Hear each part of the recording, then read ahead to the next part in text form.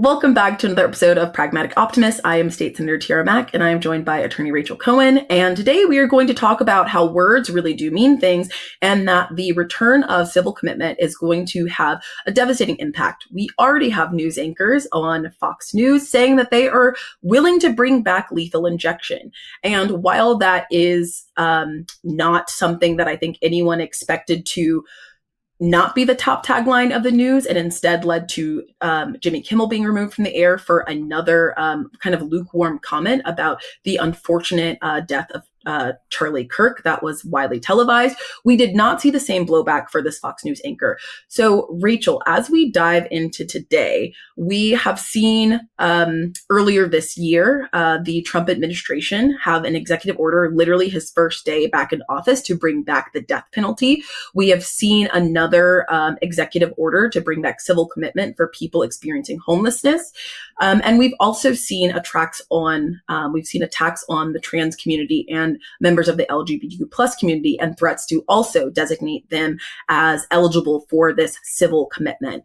What connections do you think this has for everyone listening and watching to the type of language and criminalization of our neighbors and community members?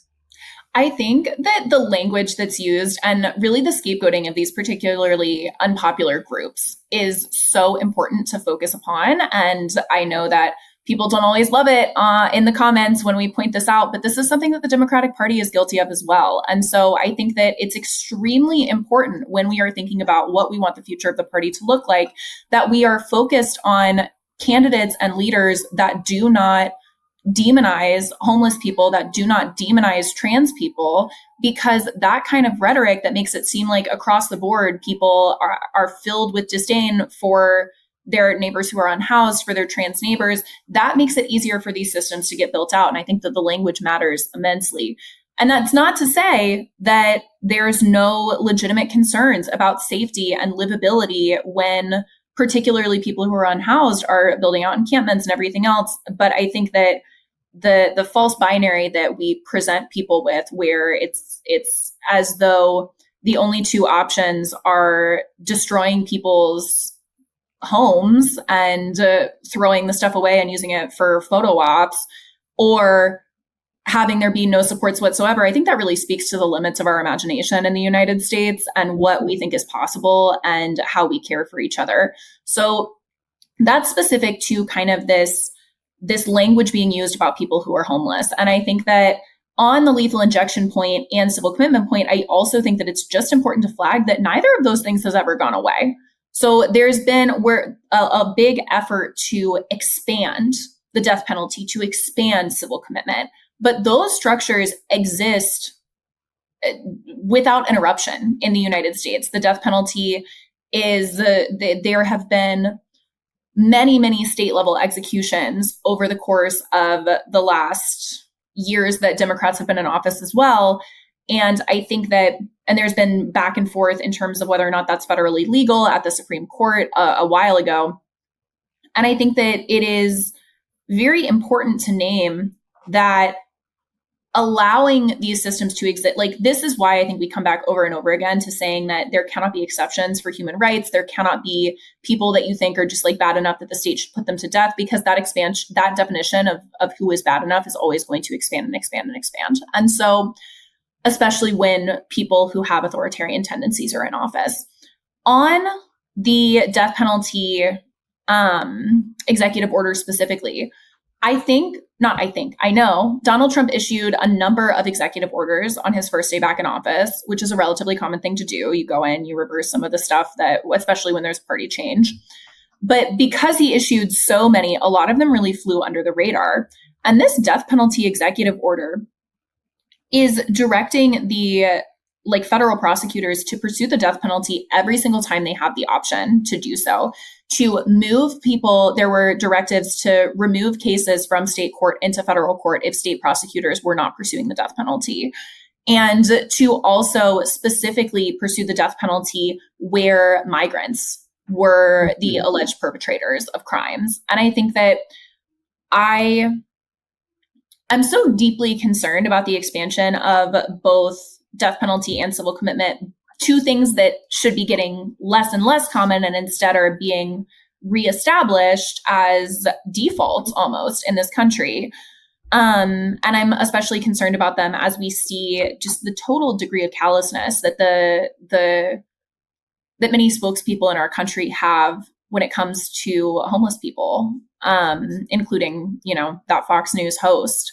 So I don't know if there's kind of other aspects of that civil commitment, death penalty, carceral state expansion that really stand out to you. But I don't like how the pieces are fitting together, I'll be honest.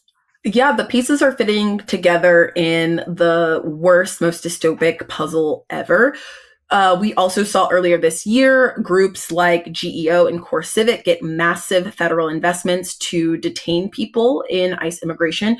We have also seen that the policing budgets and the policing budgets, both at the city, state, and federal level, have all only increased in the last few decades. So we've created a pipeline for people to be placed either behind bars, and for those who are the most quote unquote undesirable, or for the people who society most wants to demonize, we have started to see more rhetoric come out that housing is a failure of the person and not a failure of policy. And I think more Americans are starting to push back on that idea.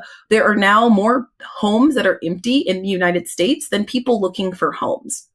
Homelessness is a policy failure, first and foremost. I think it would be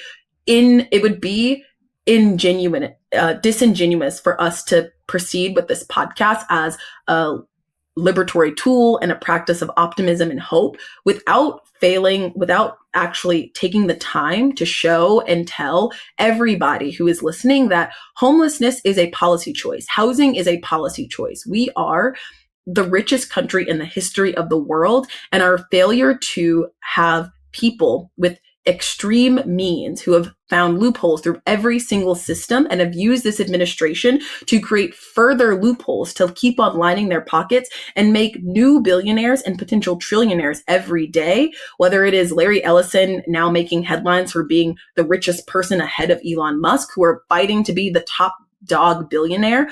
But these are barons. These are robber barons who have stolen money from our communities and have made it to where housing is now a luxury and not a human right. We have a subscription-based housing model now where people are being pushed out of their communities to where there is no place on the East Coast where you can be making less than $25 an hour in order to pay rent. I believe maybe West Virginia is the only place where you can make under $25 an hour and still pay a 2-bedroom rent. And so it is not only a failure of imagination, like you said, but it is a failure of policy at the local, state, and federal level of us to address the housing crisis. And so then when we start to criminalize people for something that we've made a policy failure for decades and for years and have exacerbated people's plight into homelessness, we also should make sure that we're painting the clear picture of who the people experiencing homelessness are. These are children and these are our elders. There are going to be millions of older adults who are retirement age. These are widowers. These are people who work their entire lives who are going to, in the next 5 years, face unprecedented levels of homelessness because they are simply too old to work and also pay their bills. And so while we continue to demonize these people, I think more and more Americans are finding that they are exactly like these individuals. But we've created a bubble of individuals, both on the left and the right, who are willing to say, no, we need to criminalize people from being homeless. We had the Grants Pass versus Johnson decision come out where you can ticket people for literally having no other place to live inside their communities. Housing should be treated as a human right. Housing should be treated as something that every individual in your community should have access to. And we have not yet reached that reality. And while it is hard to see organizations like the National Homeless Law Center continue to fight and elevate the real statistics and real policy solutions, we're seeing things like HUD lose funding. We're seeing local organizations continue to struggle to pay for things like Section 8 vouchers or common sense wraparound services for people who've experienced chronic homelessness homeless due to their health conditions, or people who've aged out of the foster system, or individuals who are suffering and who are victims and survivors of domestic violence or other gender-based abuse and violence. And I don't know if there is any more clear connection that this is starting to be a conversation about the war on the classes. We have the robber baron class of billionaires who have siphoned resources from communities, and people who are not in the top 1% who are being pitted against each other. And while that narrative continues to proliferate, we are distracted by the real policy goals and the real legal frameworks that we can start creating together to fight back and make sure our resources are not being used to create enclaves on private islands or places where there's more security for an island of billionaires than there are for everyday citizens. And Rachel, I don't know if there's a hopeful note that you want to leave us all on, but those are some of the dots that I've been connecting and some of the things I want to urge our listeners to really dig into and engage in and think about at the local level where they live, what resources they can be doing to investigate and to push their elected officials to champion some of these common sense housing policies, which keeps people off of the streets and keeps communities much more safe.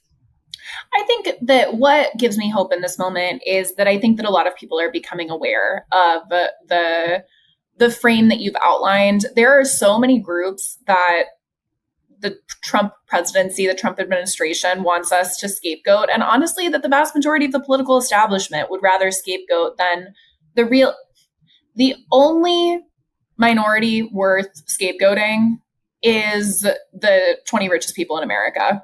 And I think that more and more people are becoming aware of that. My political thinking has certainly shifted significantly over the course of the last decade as I engage more with these ideas.